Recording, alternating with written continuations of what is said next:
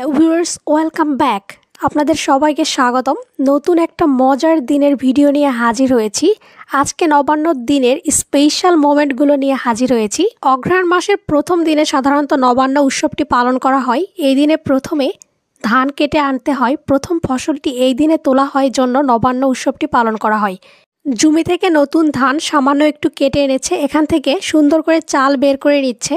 নবান্নর দিনে সকালবেলা বিভিন্ন ধরনের পিঠাপুলি খাওয়া হয়। এজন্য আমার মা তৈরি করেছিল পাটিসাপটা আর তেলপিঠা। পাটিসাপটা আর তেলপিঠার ভিডিও আমার ইউটিউব চ্যানেলে পেয়ে যাবেন, ডেসক্রিপশন বক্সে আমি লিংক দিয়ে দেব। এবার মা খুব সুন্দর করে পুরিগুলো ভেজে নিচ্ছে। পুরিগুলো অনেক সুন্দর ফুলকো ফুলকো হয়েছিল। এর লিঙ্কও আমি ডেসক্রিপশন বক্সে দিয়ে দেব। এবার নবান্ন তৈরি করার পালা। নবান্ন তৈরি করার জন্য এখানে 9 রকমের ফল লাগে। এখানে সুন্দর করে 9 রকমের ফল নিয়ে নিয়েছে কেটে। এবার এখানে পরিমাণ মতো চিনি দিয়ে দেওয়া হলো। সামান্য পরিমাণ মধু, ঘি আর কর্পূর এখানে অ্যাড করে দিতে হবে। এরপর এখানে খাঁটি গরুর দুধটা অ্যাড করে দিতে হবে। তারপরে খুব সুন্দরভাবে আলতো হাতে এটা মেখে নিতে হবে, তাহলেই রেডি নবান্ন। নবান্নের দিনে মূলত এই নবান্ন খেয়ে দিনটা শুরু করা হয়। বাবা বাজার থেকে বেশ কয়েক রকমের মাছ এনেছিল। বড় বড় সাইজের রুই, মলা মাছ, পুঁটি মাছ আর বড় সাইজের শোল আর বোয়াল মাছ। এই মাছগুলো খুব সুন্দরভাবে মা পরিষ্কার করে কেটে নিচ্ছে। এবার বিকেলে রান্নাবাড়ির প্রস্তুতি চলছে। এখানে আলু ফুলকপির তরকারির জন্য তরকারিটা কেটে নিয়েছে, ডাল ভিজিয়ে রাখছে আর বিভিন্ন ধরনের সবজি কেটে নিয়েছে। কত রকমের রান্না করবে মা তা শুনে নিই।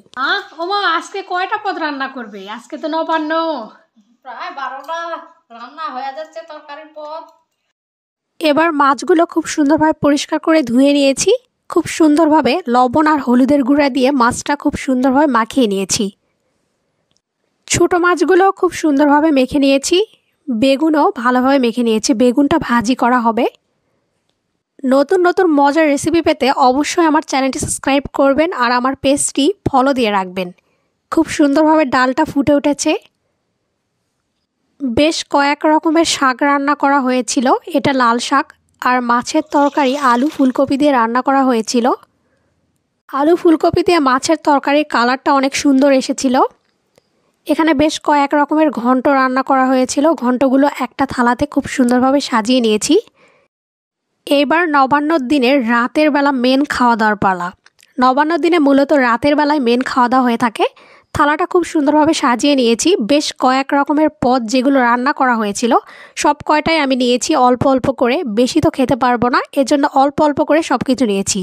মাছের মাথা দিয়ে ডাল করা হয়েছিল আর ছোট মাছ দিয়ে চচ্চড়ি করা হয়েছিল।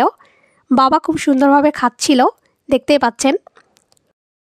সর্বশেষ পাতে নিয়ে নিয়েছি জলপাইয়ের টক, তারপর নিয়েছি পায়েস। আজকের প্রতিটা রান্নায় অনেক মজার হয়েছিল, অনেক অসাধারণ টেস্ট হয়েছিল। ভিডিওটি আপনাদের কাছে কেমন লাগলো তা অবশ্যই আমাকে জানাবেন।